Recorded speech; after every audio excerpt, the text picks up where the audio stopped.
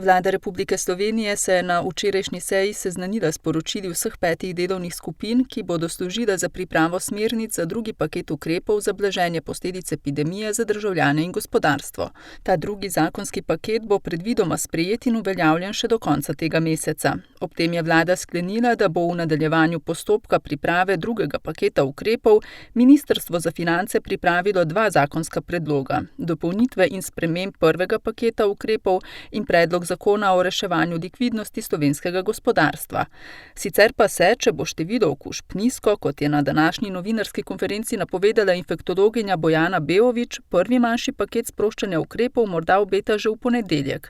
Smiselno je odpirati dejavnosti, ki lahko potekajo varno, z upoštevanjem fizične razdalje med ljudmi in z upoštevanjem higienskih pravil.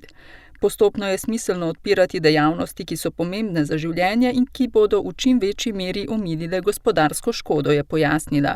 Glede na napovedi bodo med ponudniki storitev, za katere bodo omejitve odpravljene najprej, vulkanizerji, avtopralnice, avtomehaniki in trgovine z gradbenimi materiali.